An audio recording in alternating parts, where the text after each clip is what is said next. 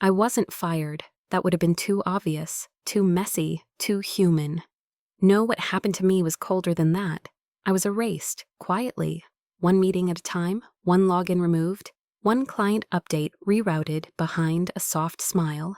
And we thought it made more sense. I didn't notice it at first, because when you've spent over a decade being the fixer, the closer the one people turn to when the client is panicking at 11 p.m., you don't expect to vanish. You expect to be respected, or at the very least acknowledged. But when competence becomes convenience, people stop looking at you.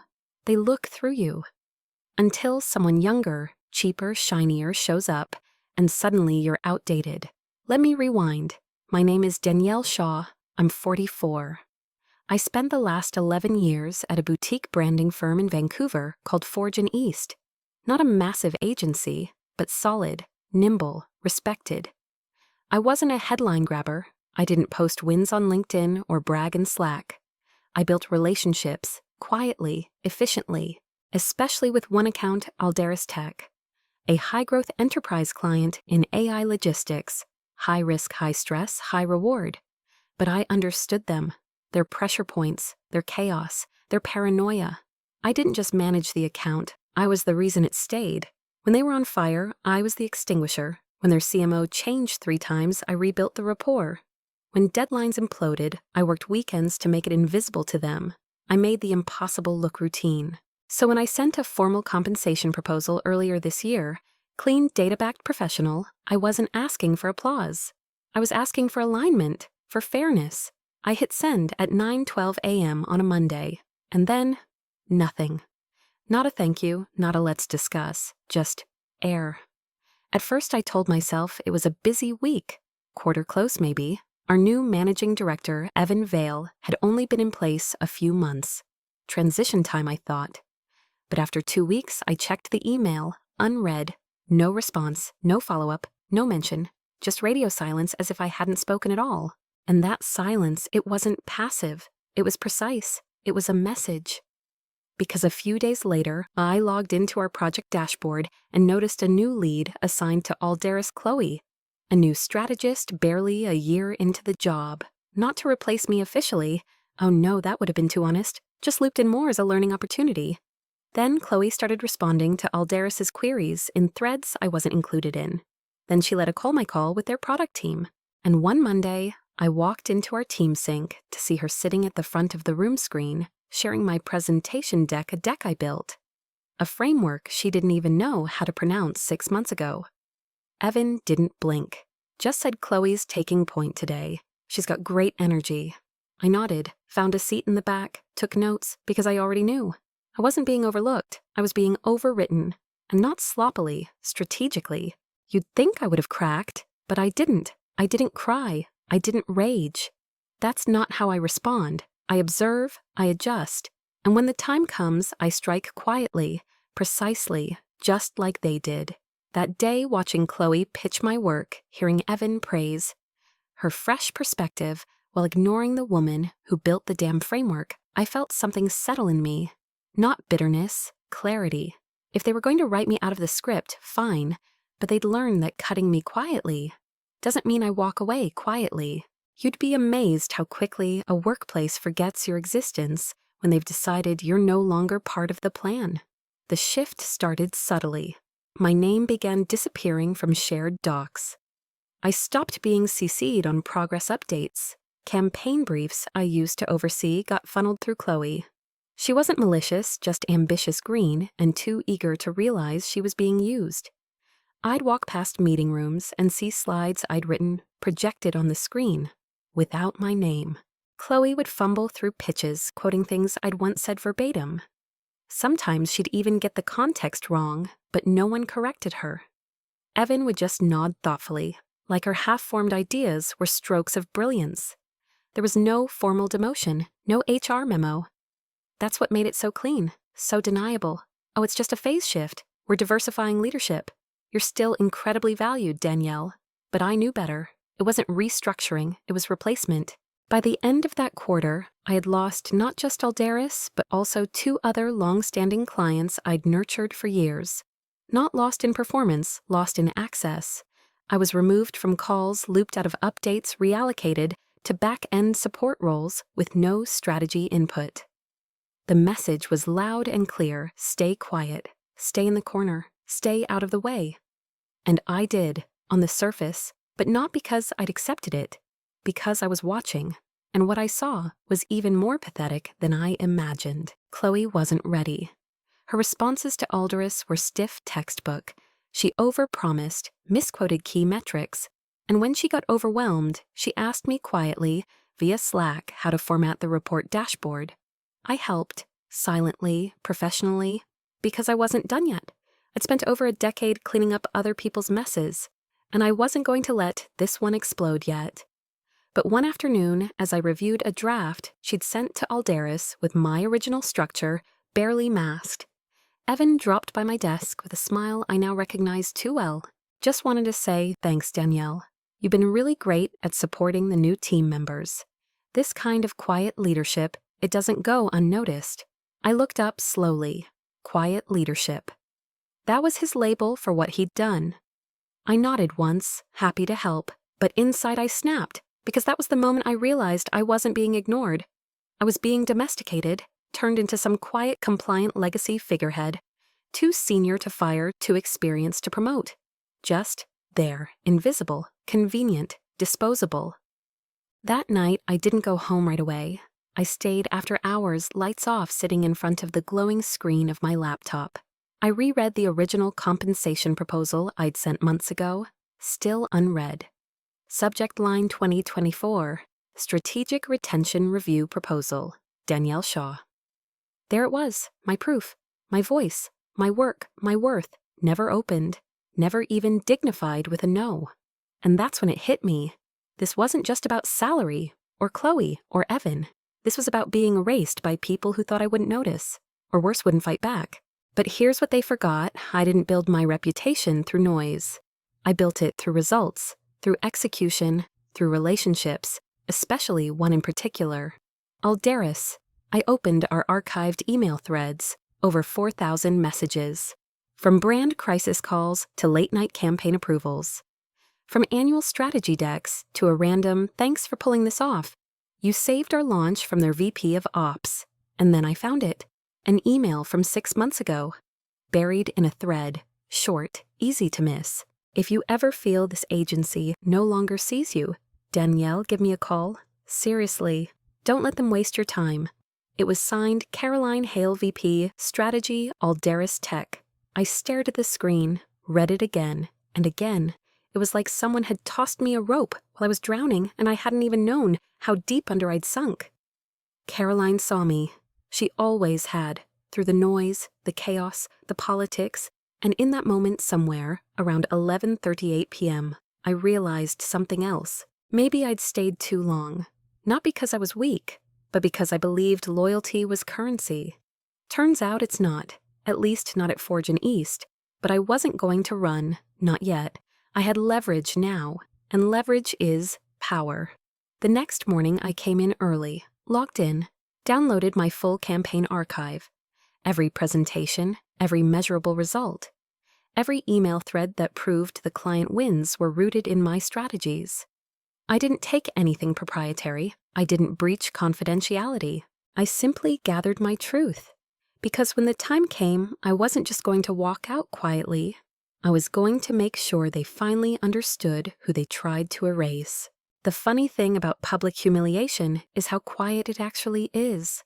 No yelling, no scenes, just a room full of people who suddenly forget how to look at you. It started like any other Monday.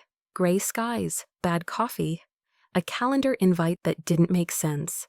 Company alignment, Q2 reset. All strategic leads required. I wasn't a strategic lead anymore, at least not on paper. But the invite came to my inbox anyway. For a second, I hesitated. Was it a mistake, a leftover group tag? Then I remembered something Evan once said during a staff retreat. If you're not in the room, you don't get to shape the narrative. So I showed up. Blazer pressed, hair tied back, neutral smile, notebook in hand. The conference room was already buzzing. Chloe sat at Evan's right. She had a new look, polished, confident, maybe a little smug. I took a seat in the second row. No one said anything, but I felt it. The energy shift. That quiet tension when people assume you're no longer supposed to be there. Evan started the meeting with the usual jargon soup efficiency, optimization, resource clarity. People nodded, slides changed, buzzwords flew. But then something shifted. He clicked to a slide that simply said strategic streamlining. His tone changed. Lower, slower. We're entering a new phase, he said. And with that comes necessary reflection. About roles, about direction, and yes, about fit. He scanned the room, and then he said it. Some of us have been here a long time, and maybe we've done good work, but tenure doesn't equal alignment. We need people who match where this company is going, not where it used to be. He paused and looked directly at me. Just for a second. It wasn't long, but it was enough. Enough to make it clear that I was the subtext. Enough to make my throat tighten, my spine go rigid, my pulse spike. He didn't need to say my name. The message landed. If you think you're entitled to more because of your history, not your relevance, maybe it's time to ask whether this is still the right place for you. The room fell so quiet you could hear Chloe flip a page in her notebook. I felt it then.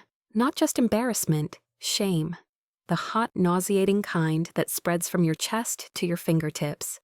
A few people glanced my way, quick, darting looks. Some avoided my eyes entirely. One junior strategist bit her lip like she was holding something back. Sympathy, fear. I didn't move, didn't speak. I just sat there and took notes like nothing had happened. Like my dignity hadn't just been peeled off in front of 23 people, but inside I broke. Not all the way, just enough. Enough to feel the crack. The fracture between who I used to be here and what they were trying to reduce me to. Because make no mistake, this wasn't just corporate pruning. This was a targeted erasure disguised as vision. And I finally saw it clearly. They didn't want to fire me. They wanted me to fire myself. To get tired, get demoralized, walk out, and save them the paperwork, the payout, the accountability. It was manipulative. It was strategic. And it was working. That afternoon, I didn't cry in the bathroom. I didn't vent to friends. I didn't scroll LinkedIn looking for validation. I opened my laptop, and I began to trace the veins of everything I'd built. Every contract, every metric, every strategic win. Especially with Alderis. I pulled up Caroline Hale's email again, her quiet offer that now read like a lifeline. If you ever feel this agency no longer sees you, give me a call. I didn't answer it that night. I wasn't ready to be rescued, but I was ready to stop bleeding quietly. The next morning, Evan passed by my desk as if nothing had happened. He gave his usual tight smile, the kind that pretends to be casual, but holds too much calculation behind the eyes. Hey Danielle, good energy yesterday. Appreciate you being there. Good energy. I gave a short nod. Sure. Then I watched him walk away, adjusting his cufflinks, still thinking he had the upper hand. What he didn't know was I'd already booked a call with Caroline. 10:30 a.m. tomorrow. And I wouldn't be coming to ask for a job. I'd be coming with leverage. The next morning, I woke up before my alarm. Not out of anxiety, out of clarity. There's a calm that comes after humiliation. Not the kind that crushes you, the kind that crystallizes you. I got dressed with intention. Soft gray blouse, minimal makeup, clean lines, sharp posture, not flashy, but grounded, focused. I looked like someone who wasn't here to beg, just to decide. At 10:28 a.m., I logged in. The call popped up right on time. Caroline Hale, Alderis Tech VP of Strategy. Her face filled the screen. Still the same direct, no-nonsense warmth. The kind that always cut through meetings like a hot knife. Danielle, she smiled, still keeping Forge and East afloat. I chuckled, trying, though they seemed to prefer a younger life raft these days. She didn't flinch, didn't press, she just nodded like she already knew. Let me be blunt, Caroline said. We've noticed a change, and not for the better. Since your involvement tapered off, we've had delays, misalignments, and what I'd politely call amateur hour. We're not thrilled. I didn't respond. I didn't need to. I said something to you months ago, she continued. I meant it. If you ever feel undervalued, you call me. So here we are. There it was, the opening, but I didn't lunge at it. I paused, then said carefully, I'm not looking to jump ship out of spite. I don't run from discomfort. but I also don't work where I'm invisible. Caroline leaned back. Good. Because we're not offering a lifeboat, we're offering a ship. I blinked. We're restructuring, internalizing strategy. We've wanted to build a dedicated in-house strategic innovation division. We've just been waiting for the right lead, someone who understands the nuance, the pace, the chaos, someone like you. She didn't blink when she said it. I almost did, but I held steady. I'd need full scope, I said. My team, my systems, reporting line straight to executive. Caroline nodded. Done. Remote friendly, competitive package, full autonomy. I swallowed hard, but kept my voice level. And time to transition. Time too. We move fast, she said, but we'll respect your timeline. You tell me when. The call ended 34 minutes later. I sat frozen for a moment. Then I exhaled. Not from fear, not from pressure, from the weight finally lifting. This wasn't just a job offer. It was validation. A confirmation that I wasn't crazy difficult, outdated, or past my prime. I was right, and I was still needed. That evening, I didn't draft a resignation letter. I drafted a strategy. Because I wasn't going to leave quietly. I wasn't going to disappear the way they wanted me to head down stripped of relevance, reduced to a cautionary tale about people who couldn't adapt. No, I would exit on my own terms, and I would make sure the echo lasted long after the elevator doors closed. Over the next few days, I built a folder clean, professional, perfectly legal of every strategic roadmap, KPI result, and performance metric I'd led during my time on Alderis. I wasn't stealing. I wasn't copying proprietary code. I was preserving my narrative. Because when Evan finally realized what he'd done, it wouldn't just be about losing me. It would be about realizing he'd already lost Alderis and never even saw it coming. The agency, meanwhile, continued marching into delusion. The team tried to rally behind Chloe even as errors piled up. One client presentation ran 18 minutes over. Another had outdated product specs. Caroline had stopped replying directly in Slack, rerouting everything to feedback review threads that never led anywhere. But Evan, he still strutted the halls. Like a man who thought he was winning a chess game. Poor guy. He didn't know the queen had already left the board. And then just like that, the first real break happened. I got a forwarded message from a friend on the accounts team. Subject termination of strategic services agreement, Alderis Tech, effective immediately. No drama, no call, no chance to fix it. Just a clean corporate kill shot. The entire office spun out. Meetings exploded. Slack lit up. Chloe went white as paper in the hallway. Evan locked himself in the conference room for over an hour. And me? I sat at my desk, quietly closing browser tabs, a tiny smile twitching at the corner of my mouth. Because this was just the beginning. The Monday after Alderis pulled the plug was quiet. But not the good kind, not peaceful, not productive. The kind of silence that settles after an earthquake. Heavy, uneasy, tense. You could feel it in the way people walked slower through the halls. In how the usual coffee machine chatter turned into low, nervous whispering. In how Chloe didn't show up until 10:30 and wouldn't meet anyone's eyes. And Evan. He stayed in his office all morning, lights off, door closed. For a man who used to strut the floor with a flat white and a vision pitch, his absence said more than any speech could. No one said it out loud, but everyone knew this wasn't just a lost account. This was a rupture. Alderis wasn't just a client. They were the centerpiece. The one we name-dropped in pitches, centered in case. Studies used to prove we could play in the big leagues. Without them, Fortune East felt exposed, smaller.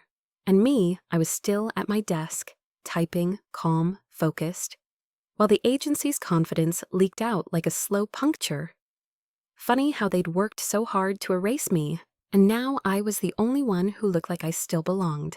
By 2 p.m., Evan finally emerged. His tie was loose, his eyes tired, his jaw clenched. He moved like a man hoping to outrun the inevitable. He stopped by my desk, something he hadn't done since that town hall humiliation weeks ago. Danielle, he said, like it hurt. Got a minute. I looked up, calm. Sure. He led me to the boardroom, closed the door, turned to face me like someone trying to sell confidence he no longer owned. So, Alderis, he began. I didn't blink. What about them? He tried to smile. It didn't stick. You wouldn't happen to know why they terminated, would you? I held his gaze. I assume it wasn't the weather. He gave a half laugh, tight and fake. Come on, Danielle, I shrugged. I'm not on their leadership team. Then I paused. Not yet. His face twitched. He knew, he just didn't want to say it. So, they reached out to you, he said. I didn't answer. He started pacing. Look, I know things got tense. We've been trying to evolve, bring in new voices. I may have miscalculated. But if there's anything you can share, anything to reopen that door, I'd really value your insight. Insight, not recognition, not apology, not responsibility. Just a request, thinly disguised as flattery. I tilted my head. 6 months ago, I sent you a proposal outlining exactly what Alderis needed. What I needed, you never opened it. He flinched. That's not true. It's still marked as unread, Evan. He looked away. Said nothing. You reassigned my work. Elevated someone who wasn't ready. Took credit for metrics you didn't understand.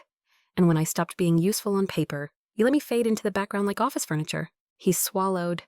We both know you were central to that relationship. I stood, not abruptly, just with intent. I'm not were, I am. He blinked. I didn't wait. I've accepted an offer from Alderis. I'll be leading their internal strategy division. The words hit like a brick through glass. Clean, final. You're serious, he said. Dead serious. He paused, realizing too late that the foundation he stood on wasn't his. It had been mine all along. You're making a mistake, he muttered. I smiled. No, you did. Then I walked out. Not just from the boardroom, but from that version of myself that kept waiting to be acknowledged. At my desk, I didn't pack anything. No photos, no plants, no trinkets. I'd already erased myself over the last 6 months. First by instinct, then by design. It felt right poetic, even that I'd leave the same way they'd treated me quietly. But this time it was on my terms. As I passed the front desk, the receptionist looked up. Heading out early, I smiled. Something like that. She didn't know, no one did. And I liked it that way. I didn't want a goodbye cake or a final team sync. I didn't want applause. I wanted clarity.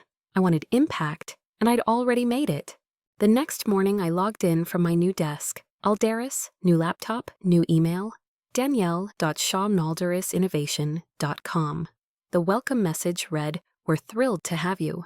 Let's rebuild the future your way." And for the first time in a very long time, I didn't feel the need to prove anything. I didn't feel the need to be seen, defended, or explained.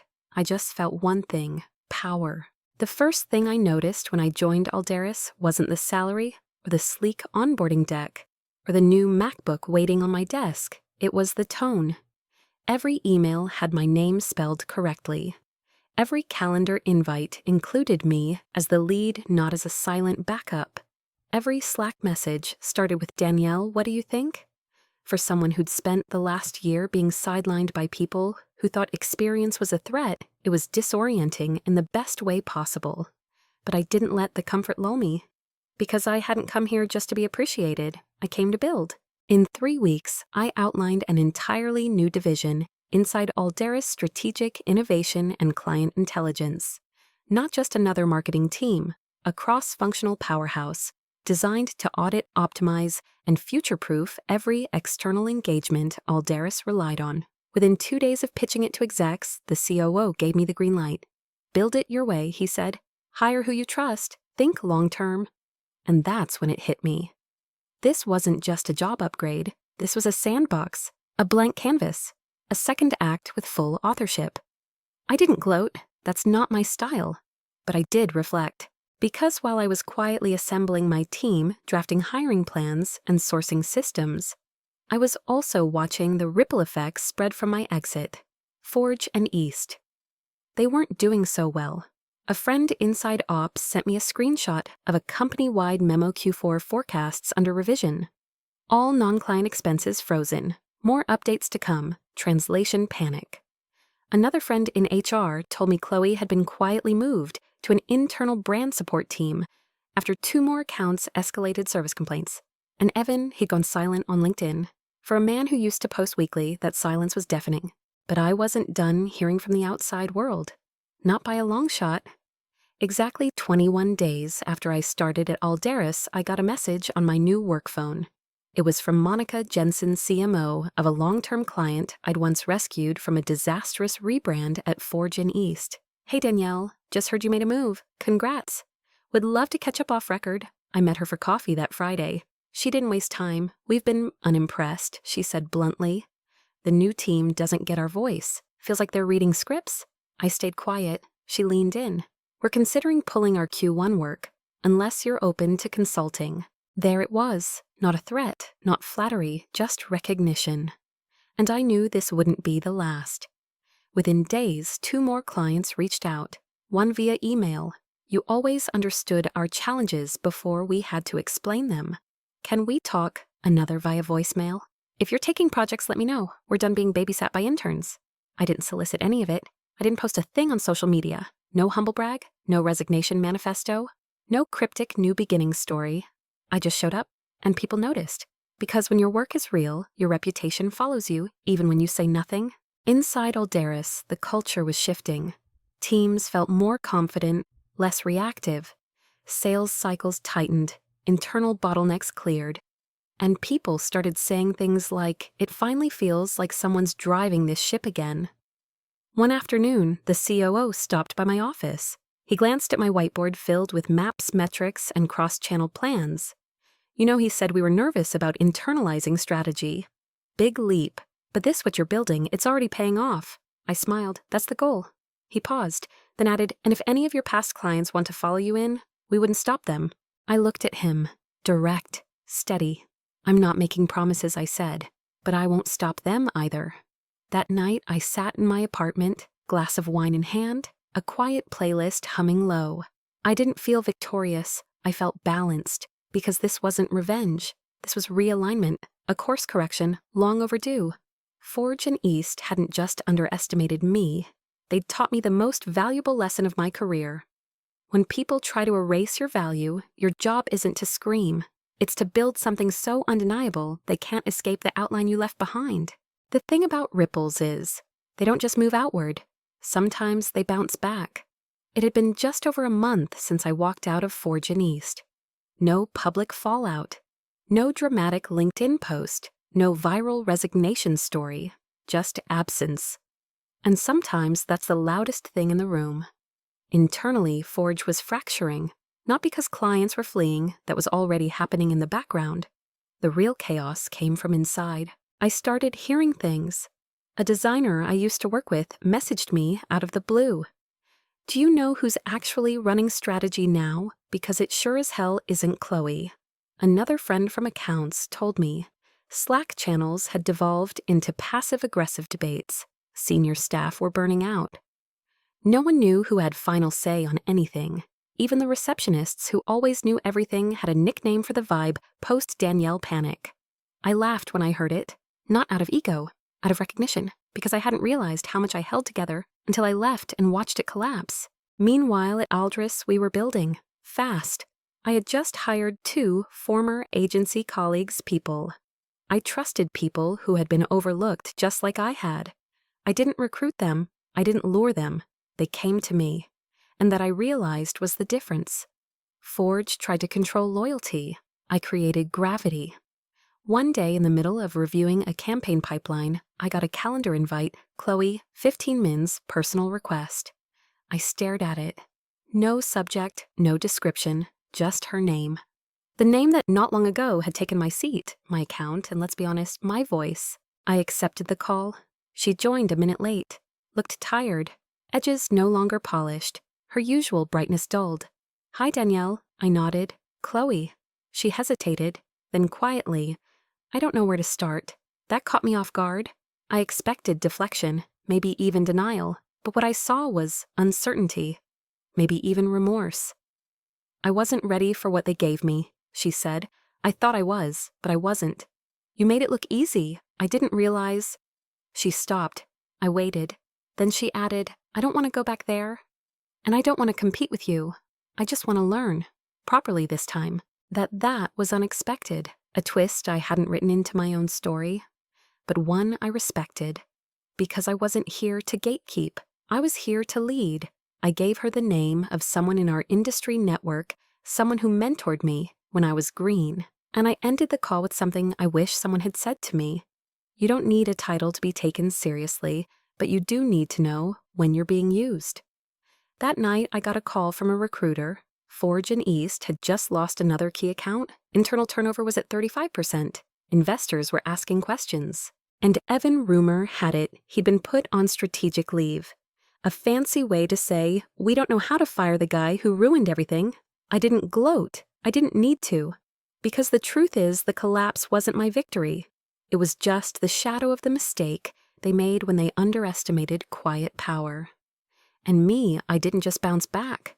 I rebuilt forward, not to prove anything, but because I finally understood the value of being seen for what you bring, not who you flatter. I wasn't just a strategist. I was the reason things held.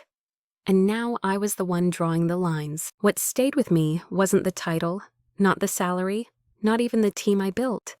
What stayed was how it felt to finally walk into a room and not shrink to fit it.